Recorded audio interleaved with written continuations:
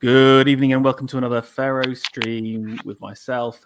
And it's a wonderful occasion tonight. We're going to be chatting through the new Power and Intimacy exhibition with just a small selection of some of the guys who are going to be down there. Joining me is Alexander Adams, hot off the Ed Dutton stream that, he came straight off and then powered on. You can't hold this guy back. Alex, good evening. Thank you. And fresh from my book signing in Suffolk on Saturday. So, yeah, it's been pretty intense and glad to join you chaps. Wonderful. We've also got Sam Wilde. How are we doing, Sam? Hello. Yeah, I'm doing very well. Looking forward to showing some work at this exhibition. Great. Thank you, Sam. And of course, the magnificent, majestic Ben de Villiers. How are we doing this evening? Doing very well. Good evening. Thanks for having me on. So I guess the point of the stream was just to do a little introduction to some of the kind of ideas behind what we're trying to do, talk through a little bit of some of the artworks, and also introduce Fen. This is the first time we've kind of officially mentioned that he's going to be involved in the show, bringing a piece. So maybe let's just start off by talking about the name and some of the concepts behind the show. We started talking and pulling this together. Almost maybe 9 months ago. I think that the kind of initial kind of conversations that Sam and Alex and myself were having about it, and Alex kind of hit on the name for the show, Power and Intimacy. So maybe kind of hand it over to you. What was kind of your initial kind of vision and thoughts behind it about the title? Yeah. So what I thought, we had a great first show. So the first show was a couple of years ago in London. Was it 2023 July? And all of us were showing, and there's some other people as well. And I have to say that this is not all of the people who are showing in the exhibition that's coming up. There will be extra people. So we had a great launch for that. Really exciting, lots of buzz. And we thought, well, okay, this is our thing. So what's going to be our next stage? What's going to be? So this isn't officially the exhibition 2. So I should just mention this is an unofficial. This is a bootleg sequel, featuring a lot of the same band members that you recognize from the initial hit album, but we're not technically the second exhibition. Yeah, and maybe just to kind of clarify that, like Matthew the Stoat was, I guess, kind of the kind of creative visionary of the first show, and I know that he is planning something in the distant future for his kind of follow up to that. But I think what was interesting was that the show showed 2 things to me. Number one, that there was some great artists out there that were interested in producing stuff that was a little bit different to what you would get in, a contemporary art gallery. And number 2, I was surprised about the interest from the people. This is. Trying to sell high art to people is difficult, and actually we had a great turnout, both just in terms of like interest during the week, and also just outside of it as well. So I think there was great appetite, and it'd been a little bit been a while, and I think we wanted to get to do something again while kind of Stoke pulls his vision for the next show that he's kind of going to be leading on that. So I think that was kind of like some of the initial discussions. Power and Intimacy, then, Alex. Why do you think that's different to what the contemporary scene is doing? Because I think it allows us to do a whole range of things, because I think that it's very easy to get caught up in what the sort of art you should be making, especially if you spend a lot of your time unfortunately, even us, we do spend a lot of time thinking about what we're reacting against, about what we don't want to do. And I thought, well, we need to have a show where we just forget about what's expected of us and we do things that really excite us. And what are the things that most excite us? The idea of power.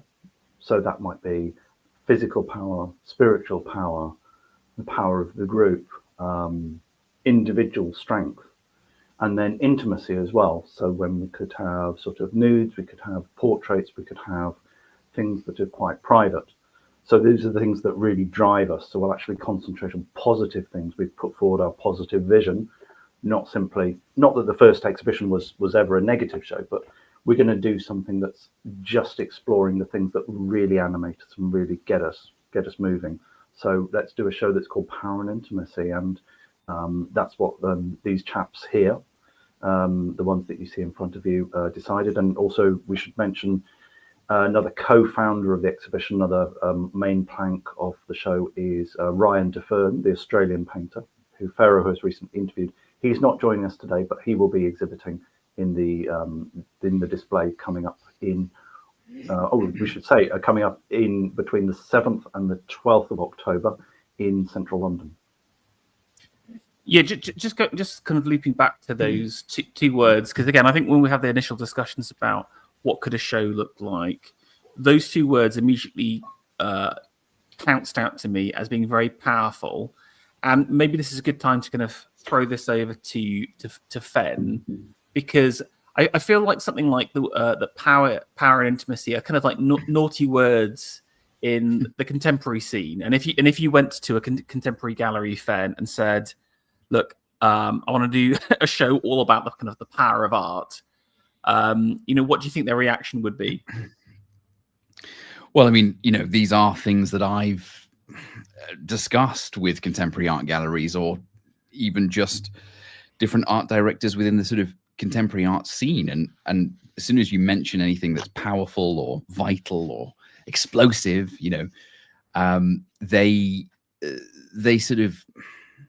they back away into a corner, essentially. I mean, it's like, they don't want to have those subjects explored. Or if they are going to explore them, they have to be kind of undermined and attacked in some sort of bizarre way. So, I mean, when I heard about this show and you guys were talking about it, I was like, wow, this actually sounds like a really interesting idea. I think it opens up a lot of potential for different works that can be brought together and explored. And it's refreshing because being able to,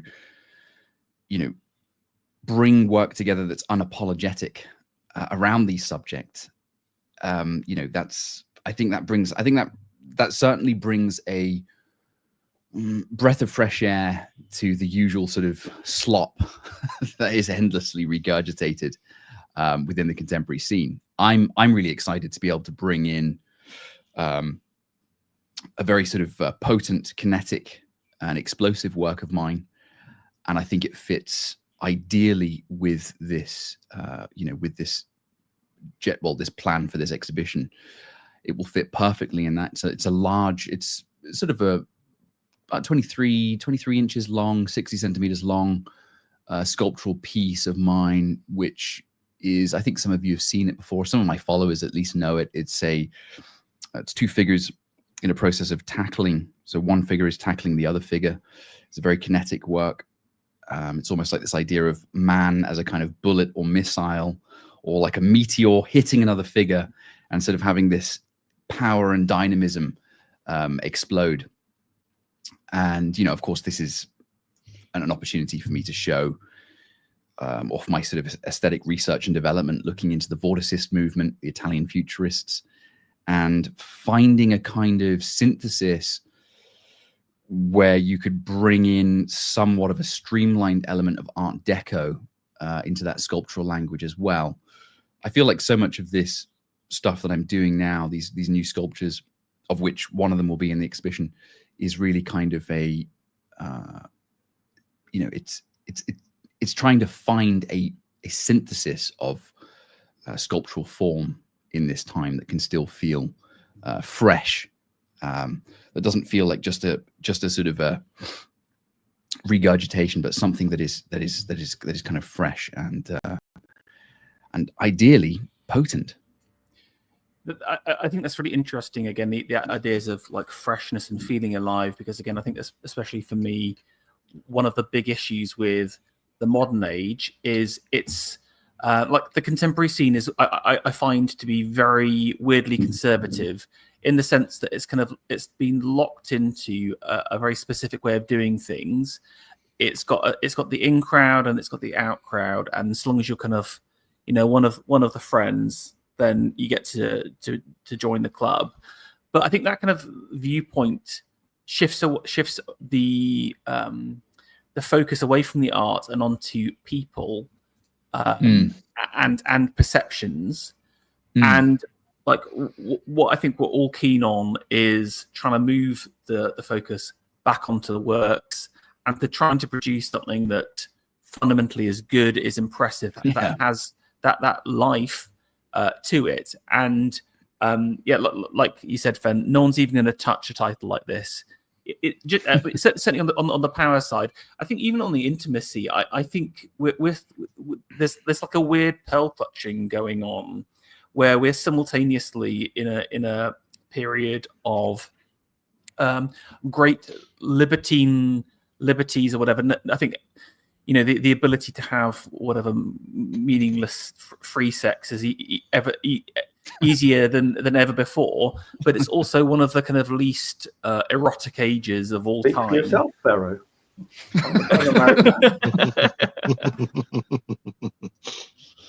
But what I'm trying to say is that think about someone like Titian or Rubens or something like that, for example. Like Rubens is like very sexual, very, you know, it focuses on the nude, the kind of fleshy woman, but society was quite straight-laced at the same time. Well, we're sort of the opposite, and I think I don't know. I don't get the impression that many contemporary artists are interested in those kind of intimacy details. So, like, I think when you hear power and intimacy, you think, okay, power is the thing that people would object to, but I think people would object to that kind of the intimate energies just as much. I think it's equally challenging.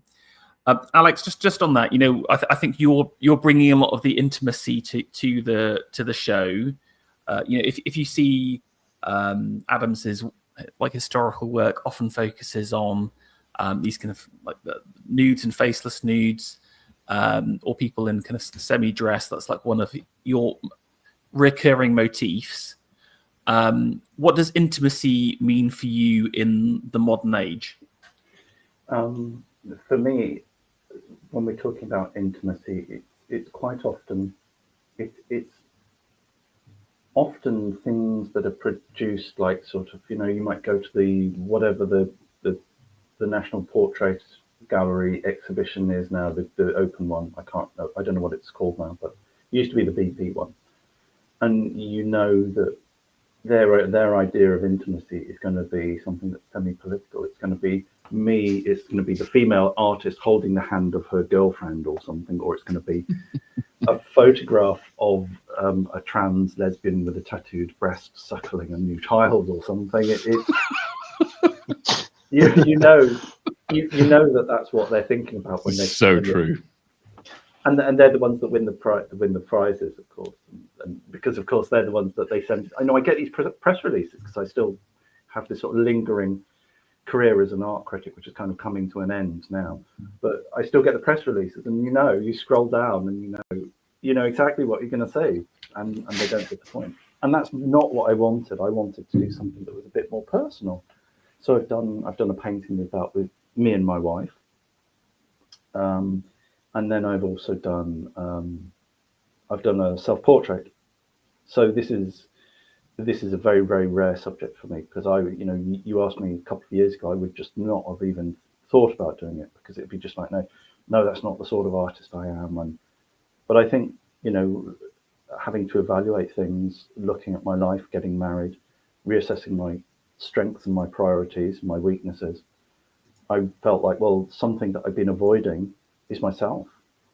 And so what I could do is, you know, I could do some self-portraits, and I think they'll surprise people. They're not going to be the sort of things that people are expecting. And I thought, well, I'll give them the intimacy that I've so long denied myself. So they really are intimate in that I had never even thought about taking the self-portrait very seriously until just a few months ago when we actually won the run up to the show. I'm still making the work, so it's like, yeah, I really want to do something intimate, but I was like, had this hang up and like I never even got started on it until last month, even well after we knew all the schedules and everything, and they're going well, so you'd be pleased to know. But for that I wanted to push myself to really do something new. That's really interesting, and like, because again, I think when you hear the word intimacy, people will naturally just think of the nude or the kind of the erotic side of that. But that, like you said, is there anything more intimate than the artist, portraying himself? Because knows himself better than anyone else. You're really bearing all in front of especially everyone. it's not these are not sort of self-flattering portraits at all. So people are going to be a little bit surprised, and I hope they're going to be touched, and they're actually going to see this really sort of powerful, intimate side that I've kind of been denying myself. Because when you said that, I thought you were originally going to just copy paste yourself on like the Turbo Chad. Your head on a Turbo Chad body. I was going to paste my meme on my face on top of a Greek bodybuilder. With the laser eyes. Yeah, exactly. That's what you do the meme. Yeah, exactly. Yeah, it's a meme. So that's right. We got right now. Okay, I'm gonna hand over to Sam now. Power and intimacy. What are you most drawn to when you heard those words, Sam? Well, to riff a bit off what Alex and Fen have said, it's the ability to make art without a guilty conscience, which I think the art establishment always kind of foists on you. As Fen said, they always try to undermine the primal themes that we all kind of instinctively want to explore. So that's what's really attracted me to this exhibition and the themes around it. And I think for me, there's nothing more powerful than myth and dreams. The power of myth and the stories we tell ourselves as well, which is also which can also be part of intimacy as well, around others. The work that I'm producing for this exhibition is more kind of mythologically informed, but also includes some work I've done for Old Sovereign, illustrating Plutarch's Roman lives. And they're also kind of stories that we tell each other about great people, historical people that have done great things. And so that's what attracted me, but also the fact that a lot of the contemporary scene wants to deny that to us. And I'm very happy that we could at least try to put on something that counteracts that. Yeah. Yeah, sorry. Yeah, go on, Fen. You go on, Fen. No. I think that's also the main focus. I mean, just looking at the macro situation here is having been in and around the sort of general contemporary art scene myself, there are so few avenues to being able to like get out there and show your stuff in sort of an alternate space, just with like-minded artists. Like this is something like when you were mentioning it to me first, this idea of this exhibition, I got really excited because I was like, great, we can get together again in London, can bring all of these people, these atomized individuals, and bring us all together where we can again be having a drink, sharing ideas, and picking up kind of where we left off last time from when we were doing a lot of that hanging out at the last show, and it gives so much energy, and it's never really a platform that you can really find anywhere else unless we're doing it ourselves, right? And so I think that's really quite an exciting thing. This is something that I just kind of riffing off what Sam's been saying there. Like, yeah, it's not stuff you're going to find in the sort of mainstream thing. The whole point going forward and the whole vision going forward should be ultimately focused on building a scene outside of this, this sort of stagnant, very tired contemporary art scene now, culture stream in general. So, I think it's moving in the right direction. Again, it's always a funny thing because you're breaking away.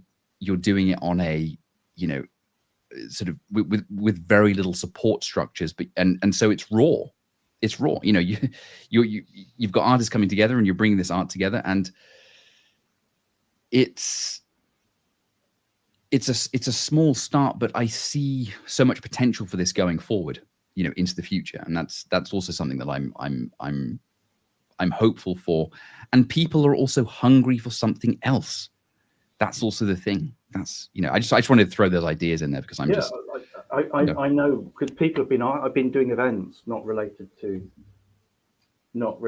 this exhibition, but every time I've appeared at an event or something, people have said, "When's the next exhibition? When's the next exhibition?" I came to the last exhibition, and it's like, wow, okay, it's like, well, that's great. And I mean, that's what we did it for. I mean, it's one of the reasons why we did it was to reach out to people and to get people excited and hooked, and show them that we were not just sitting around bitching about not getting funding and we should get some more patrons and stuff. Well, yeah, I mean, but you've got to show people what you're capable of. You've got to make people excited, and people would come up to me and say, well, when's the next exhibition? And I was like, oh, I haven't divided my tongue, because first of all, we didn't know what we were going to be doing, and then we had this current exhibition in the works for a while, and obviously we were sort of planning about how we wanted to do it, who we wanted in it, where we were going to be. So I couldn't really say very much, but then it's been a great relief to actually get it out. Yeah. So just on the venue, obviously we can't give too much information just yet, but it's going to be, I would say, near King's Cross Station in London. So we've tried to get it into a very central location where people can access. Slightly different space to the last show we were involved in, and I think that's given us some new challenges, but some new opportunities as well. Really excited to kind of show you guys what we've managed to pull together. But just to say as well that we've organised this all ourselves, we funded this all ourselves. We rely very much on you guys as well, who support us as patrons, as buyers, but also from kind of encouraging and sharing stuff as well. So we just want to say, just same as kind of Alex was saying, we get a lot of interest I always get a lot of interest from people saying what's happening next, and a lot of excitement around it. So thank you everyone that's been interested in this, is telling people about the show. The way it's going to be set up is you should be able to visit it during a lunchtime if you work in London, and it'll be open into the evening if you want to pop in for a day. It's going to be open on the Saturday and for part of, I'd say most of Sunday as well. So again, even if you want to come down for a cheeky weekend visit, you can do, and would appreciate that as well. It's the perfect addition to your romantic weekend in London. Yeah, exactly. That this is even if you're on the other side of the country. And actually, what was interesting was just how far people were willing to go to kind of visit stuff, and we had people traveling internationally as well. Just really appreciate all of that, and let's hope we get the same kind of level of energy for this. I just want to kind of talk about Ryan's work a second. I'll kind of represent him as if you are interested in Ryan, like someone mentioned, I've got the full interview with him and his kind of like his background, etc. We've got 2 works of his, Point Break and Grace Encircled. If you saw the interview, we had quite an in-depth analysis. I think why Ryan's a very interesting artist is that I think technically very, very strong, but also he kind of taps into like a level of emotion and pathos that is distinctly higher and is you kind of instantly recognize in his work that something's a little bit different compared to the kind of normal stuff you pick up in an art gallery. And again, something like Grace Encircled is very, there is something autobiographical about it. Again, I think Ryan was a little bit cagey about it, but I think it was a very intimate piece, but also a kind of a quiet intimacy to it as well. Again, when you hear the word intimacy, there's just so many different angles on it. And I think that's what's great about a show like this, that we can explore those words in a different way. And again, some of the work was already out there. But again, some of the work has been created specifically for this show, riffing off the ideas. We've got some more artists coming in as well. We will be doing some announcements next week who will be specifically creating some works based on some other works that are inside there as well. So we'll hear more next week, so tune into that. As for myself, I've actually got I'm exploring a little bit on the kind of the feminine side. I've got a kind of a quasi-female nude in a screen print. I've got a couple of relief plaques similar to what I did for the exhibition 1. Some textiles as ever, and hopefully a bit of powerful sculpture if everything goes right. You know how things are. I've been having a lot of problems with one of the pieces of work, but I'm feeling positive that it will all be all come together.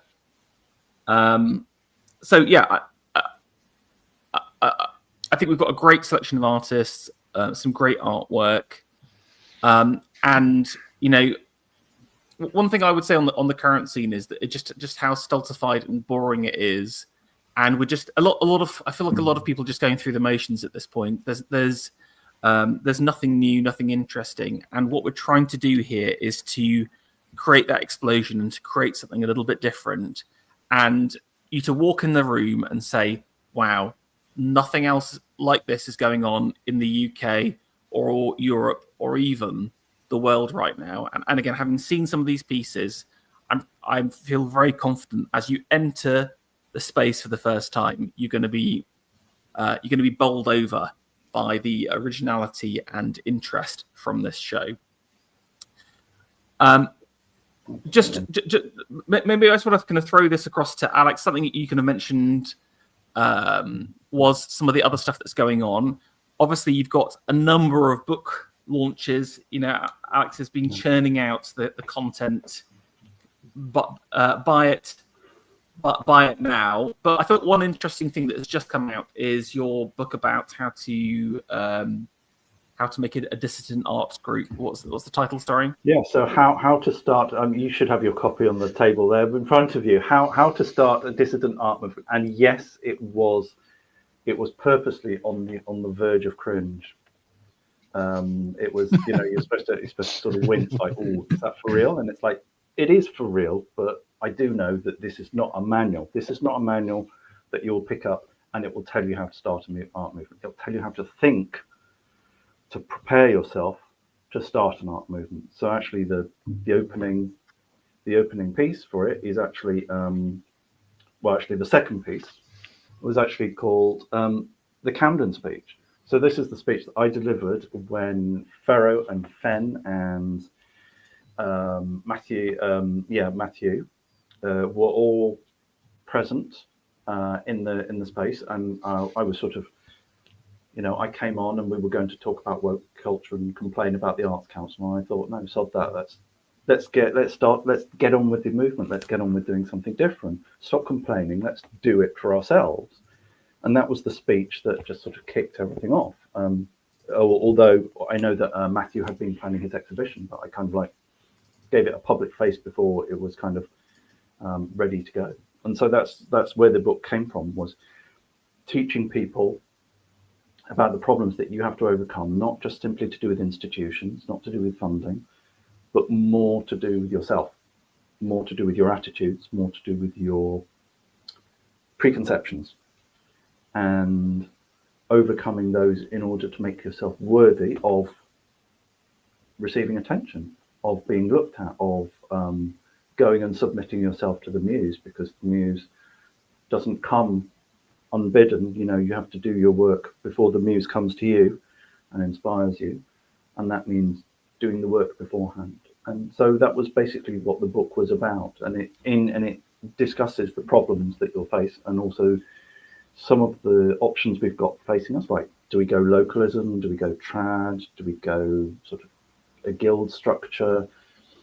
Do we need a physical base? Do we need one of the pieces is the based Barbican? Do we need can we make a based Barbican? Can we make an art center that will do all sorts of things that won't get infected by liberalism and go sort of proggy? And so that was, and then the second half of the book is basically a bunch of letters that I wrote, a bunch of postcards that I sent to critics and artists over the years. These were just private ones, not for publication.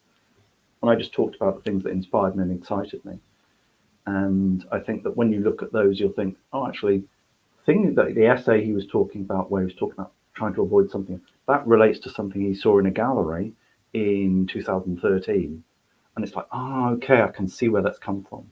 So I hope that when people see this book, that it'll be the perfect companion piece to seeing this exhibition, because this exhibition is the embodiment of what I wanted us to do, to actually get out there and do something for ourselves and present it and show it and say, this is the best we've got. What do you think? Yeah, and I think it's great what you've said there, Alex. I've read a few of those those different essays and stuff, and of course I remember your various talks and whatever, and indeed there was that was the speech that I attended. Yeah. No, I think it's great. I think it's really important that people are starting to put some thought into this. It's one thing to be involved in different, let's say, different groups on Twitter and whatever, but I think it's always this issue, and a lot of people come to me and they say, oh, what do you think should happen going forward? Or you can theorize, you can theorize on all this stuff, and that's good, but indeed, like a show like this and the next hopefully shows that we can pull off is really sort of the boots on the ground most important thing. It's getting out there, and you come from such a sort of online world, and there's so much discussion. You must see this a lot. There's a lot of discussion around, oh, we should just do this, and oh, let's just make that happen. But then you come to this point where you're like, okay, logistically, this is what we can do. What can we actually do? What can we actually pull together? But this is something that I think going forward, it's going to be excellent to hopefully have like a string of different places and venues or exhibitions, in America and, Britain and Europe, where it can actually house a number of the artists who are now getting very tired of the current scene and are defecting, or they've hidden for so long in the scene, and now they've because there are a lot of people who are kind of like on the edge. And when you speak to them privately, they'll tell you all sorts of things they won't say. Exactly, right. And so I think there is a potential for a turning, and certainly an acceleration as the sort of current regime does get very, very, very boring. There's going to have to be somewhat of a kind of support structure for these other artists coming forward, and I think it's great what you mentioned there, where you say, God, what was that one essay that you did that I thought was really good, where it was it said, you're not an old master. Oh, I'm not an old master, and yes. You're not either. Yeah. Yeah, exactly. Yes. So it's trying to shake people out of this feeling that they've got to imitate something. Exactly. Especially if it's, they've got an attachment to sort of naturalism or realism, or. This is something that it really resonated with me, and I was thinking again, like, we have to do what we can with what we have, and I've given talks, in the US and in different places in Europe and stuff, where I discuss that we don't come from a structure right now of like the guild systems and like amazing sort of academy systems where the artists are trained up from the age of 12, and that you have this amazing quality quality of education. No, we have a few people who, some of them have gone to art school, some of them have attended academies or whatever. Some of them are a bit of both. Some of them dropped out. You've got to do a lot actually with what you have, and this sort of pretending of like, oh, but the work has to reach the standards of some sort of old masterwork. I don't know anyone working today, even those who try so hard, that I can really say, oh yeah, that's like reaching that of an old master. And there's nothing worse than sort of like attempting it and really failing, and then just getting like this horrendous pastiche, essentially, this sort of horrendous pastiche that sort of knocks off. I mean, it's I would recommend people to check out your book in that respect. I think there's a lot of great ideas in there, a lot of good essays, and it's definitely important to have people thinking about this stuff now. Yeah, I mean, so one of the things is we've got to think about not only these exhibitions, but we've also got to think about we need commercial dealers to pick up our stuff. We're going to have some new dealers. They're going to have to be the ones who are not going to get a bit spooked if someone said something a bit based online, or if someone did a picture that could be misinterpreted or something. We need strong commercial dealers who are just going to sort of shrug their shoulders and say, no, tough, we're going to show this stuff anyway. We don't care what you think. And people to have that bravery. And we've also got to think about, what's the next stage? Are we going to have like atelier systems? Am I going to be training up people? Is Fen going to be teaching them sculpture? Is Ferro going to be doing courses on tapestry and embroidery and stuff? Sam going to be talking about what challenges he faces as an illustrator as opposed to a fine artist, although Sam is both. How are we going to get these young excited artists, these potential students, these potential apprentices, how are we going to get them trained? Because we've got very limited bandwidth because we're already working right at the edge. So, yeah, I mean that's indeed it. I mean, I was talking with Stoat, obviously, Matthew the Stoat. I mean, he's running his studio now, and indeed, it's like I was talking to him just recently about this. He's also trying to teach other people painting and all this kind of different stuff, and he's an incredible painter and incredible draftsman. But it's like that bandwidth as well. You can take on students. Are they able to aid you? You've got to train them up. There's so many times people will say to me, "Oh, but Fen, you should pass this work off for someone else to do. That you maybe work on a piece and then have someone else scale it up." And the issue is, and I think Ferro's also experienced this, is like the foundry system. We are living in a time of a great lack of well-trained artisan types who can actually execute. I mean, I burst out laughing, and it's a tragic thing to laugh about, but someone was saying in our group chat a while ago, well, what does a foundry do? And Stoat replied, well, they destroy your sculpture. And essentially, I mean, I know that feeling because so often you do hand sculpture off to other hands who are very poorly trained, who don't have an eye, and they just massacre your work, massacre it. And it going forward, there is going to have to be a system of like, how do you take young budding artists that there's plenty of them around us who say, oh, I'd like to get into this, I'd like to get into that. Well, you can't really recommend them to go to an art school necessarily. No. How do you bring those guys up? I mean, Henry Moore, for example, had many young sculptors working with him. They had already gone to a bit of an art school training, though. That was the thing. So they had that ability there. And so there's a lot of things that have to be sort of figured out going forward. Because ultimately, you need to be able to carry on doing your main body of work. I mean, I bring this up, and you've brought it up, I think, because we have seen a lot of people asking these sorts of questions, and it's something that needs to be addressed or looked at. Yeah, it needs to be something that has to be looked at. Just jumping in there. I think, again, what we're trying to do here is not the end. It is the beginning of something else. And a lot of that stuff hasn't been worked out, and we don't know what it is.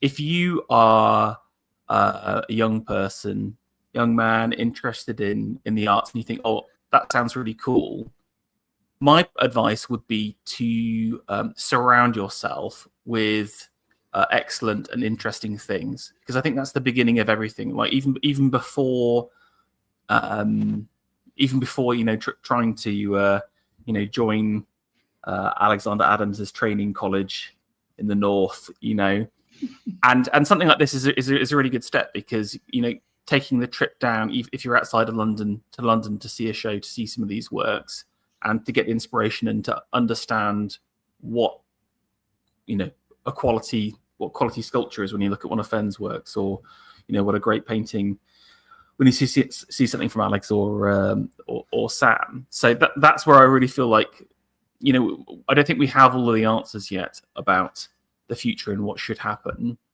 But what you should be doing is, taking in good work and hunting stuff down, and I think that's the beginning stage, a deep love of art. But I want to throw over to Sam.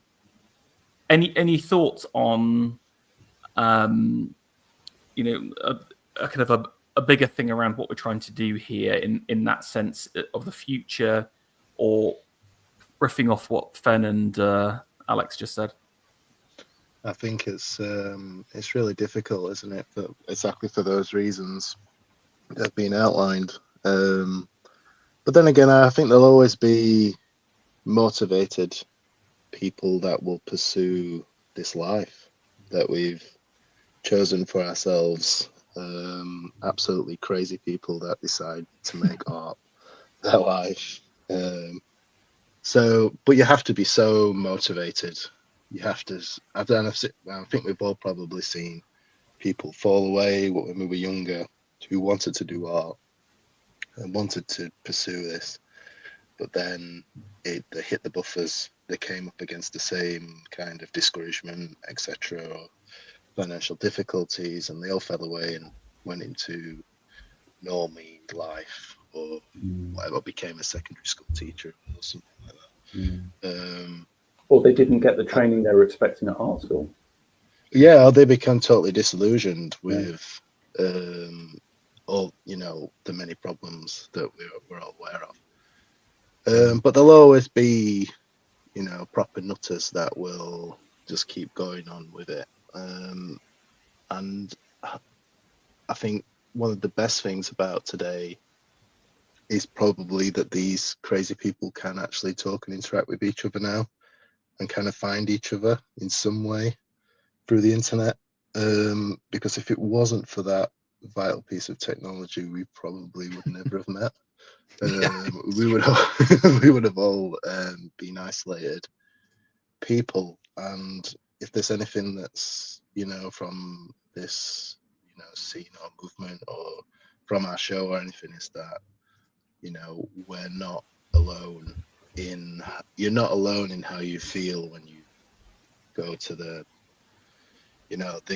trans lesbian. You see the trans lesbian portrait of them suckling some kind of baby or whatever. You're not alone in your absolute alienation and disgust in that. There are people around who want to pursue something different, something more noble than that. So there is how it's all going to be worked out in terms of delivering all this. Who's to know? It might be some completely new system that we're not even aware of yet. But I imagine that it's going to be, we're entering a much more individualistic time. I don't think it's a great time for institutions or even starting new ones. So I imagine I would individuals will have to come up. I would say to artists, you today are making pictures for museums that do not exist yet. Don't think about it. Don't think about it. Those museums have yet to be created. Forget the Tate Gallery. The Tate Gallery has shut its doors to you. It's turned its back on you already. They did it 20 years ago. They did it 20 years ago. They did it to me 20 years ago. It's time for you to repay them in kind and forget about them and stop using them as your standard, because they're not relevant. The people who are going to appreciate you and who are going to preserve your work and promote it are buying your work now. They are private people. The museum that they will donate to, the one that they will found, does not exist yet. Think in those terms. Yeah, I mean, this is something that I'm constantly banging on about. Is this idea related to the institutions, and it's, you know, because the institutional backbone is entirely captured. You know, there's really nothing there for people who want to sort of like pursue their own work. The majority of the time, these institutions will give you a series of talking points that your work has to address. If it doesn't address, you know, equality, if it doesn't address, you know, gender, something related to gender studies, you know, it's like the. Did we lose Alex? Yeah, he's gone. It was too powerful. He literally and he stopped. He got out there right now. I was literally talking to him, and he was like, "Right, I've just had enough of this gender talk. I just can't take the gender." Disgusted. Talk. He's disgusted by gender studies chat. Did I dead name you? Sorry, my internet presence. So I made my statement. So turn your back on the museums, and then there was absolute dead silence, and I'm like, "What?" You were like, "What? What happened? Are they so flawed that their brains exploded?" Because they attack. That's what's happening. They attack. So yeah, I lost my signal. But we are endlessly, you know, we are endlessly under attack with these messagings. We can't get a stable connection with just getting this radio broadcast out in this wartime situation. But what I was basically saying was that, you know, to your point, the institutional backbone is entirely captured, and so artists have to essentially talk to. Their work has to talk to a series of subjects, which is usually always related to gender, equality, colonialism, living in a post-colonial world or whatever.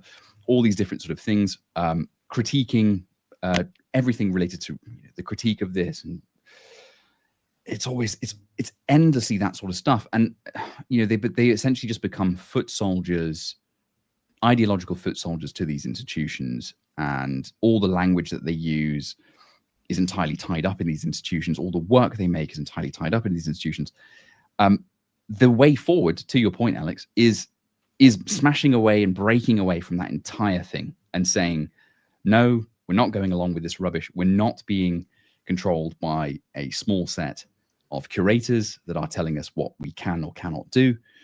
We're not going to speak to this very tired, these tired tropes. We're not interested in going down that path anymore. We're going to cut another path. We're going to explore another series of things, other aesthetics. You know, I was thinking about this actually today as well.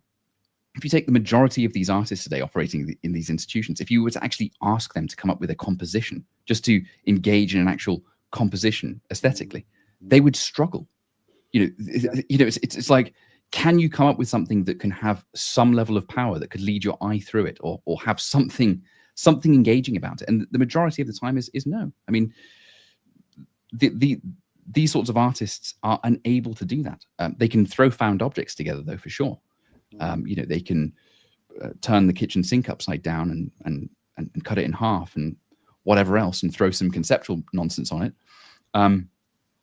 But you know, to the point of the exhibition again, it's really great that you can bring together a show where people can actually come and see something, and it's an engagement again with aesthetics and the visual. Yeah, and I know that people are really excited to see your stuff because, you know, especially as you know, you're based in Belgium, you're based in Antwerp, and you're not physically present in Britain very much. No, and your stuff doesn't have much of a public presence when it should be, of course. You know, it should have that.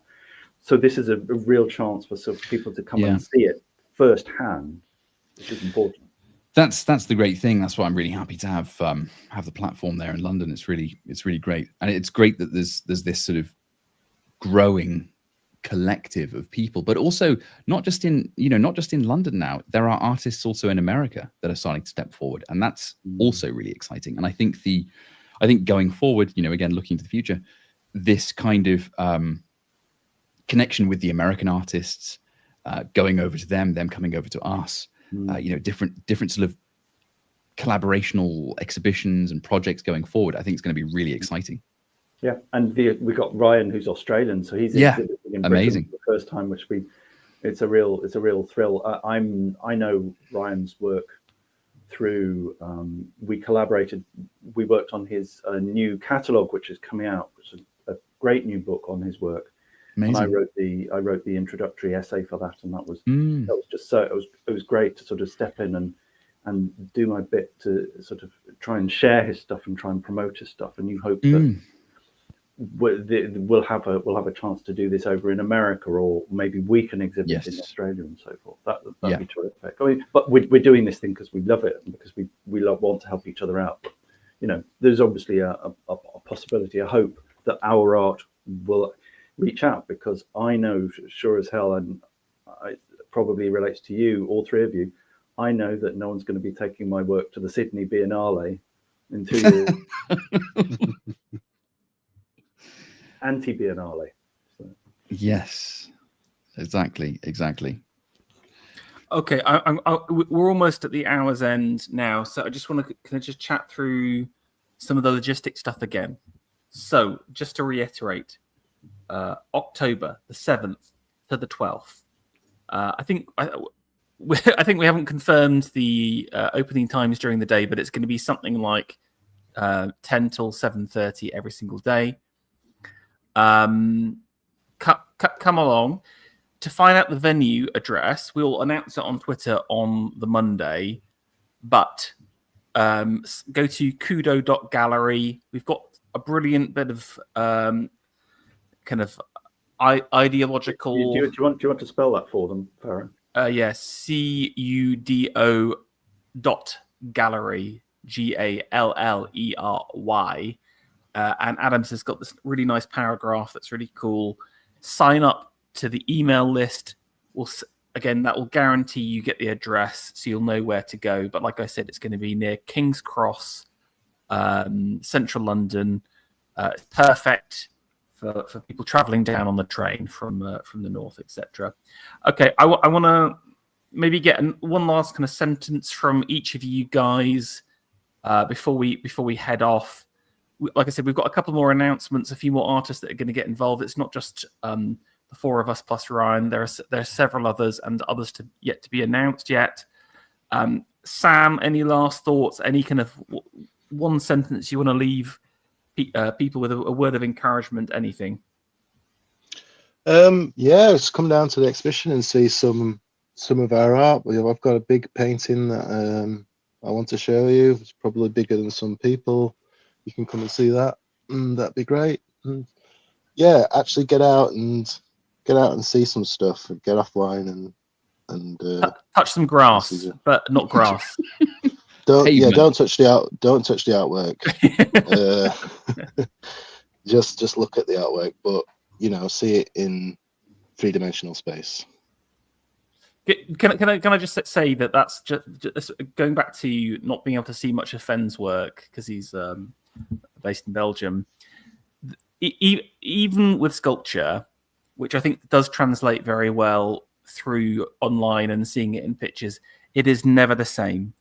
And there is something about being in front of a piece of work. People in the past used to talk about being moved by art. What does it mean to be moved? It is that the very soul itself is projected into a different direction because of that aesthetic interaction. And I think that's something that you only get when you're face to face with powerful works. And I think you'll see that with Fenn's work. You can see that with Adams's work, and definitely Sam's quote unquote his big picture. It's gonna be very powerful, and it's gonna move you. Alex. Right. So my pitch is: come and see it in real life. People say, oh, you know, we want to do this, we should do that. Well, we're doing it, so you better effing come and see us and support us. Make it a real thing, make it a real event, be there. If you miss the first exhibition, don't miss the second one, because these are not common events. They should be happening more than they are. But this is your chance. Stop complaining, sitting on your bum on the internet. Come out and make it a real thing by going there and talking to the artists if the artists are there, talking to the invigilators, talking to your friends, taking photographs, because we're fine about you taking photographs of pictures. And also, I'm kind of excited because it's a real gamble. We don't know if it's going to work out. We don't know. We don't even know what's going to come out of my studio. So find out together. Okay, and Fen, any last words from you? I mean, look, I'm looking forward to being able to connect, really sort of connecting with a lot of my followers and people who have given me support, and just the great conversations that I have every time that I'm through in London. I very much enjoy being able to talk about art, talking about aesthetics, talking about sculpture, art history, all of those different kind of things. So it's the great thing about an exhibition is it's the engagement, it's the social engagement, and it's the sharing of ideas, and it's that spontaneity. I'm still gripped by a number of the ideas and thoughts that I had at the previous exhibition, of us all coming together. It's so important being able to come together. It's the that sort of that magic of minds, with ourselves, the artists, but also just people who come along. You bounce ideas around, and through that sort of velocity of bouncing the ideas around, they're able to kind of escape the mundane gravitational pull, and they can be shot off to something more exciting and more interesting. And I think it's that sort of energy that is important to propelling an early group of misfits and artists that are coming together, right? I mean, you need that sort of mad hattery, and I want that, and that's why I want people to come and hang out at this show in London, and I'm looking forward to it. Thank you, Fen. And again, from myself, it's going to be a joyous occasion. It's a celebration of a love of art, and I just really encourage everyone to come on down there, see some work, maybe even buy some work for the first time, or maybe this is the first step towards a future. Donning your own mad hat and becoming an artist yourself. So, significant moment. 7th of October to the 12th of October, near King's Cross in London. Go to Cudo.Gallery, register your details for more information, and I think we'll all say goodbye then. Cheers.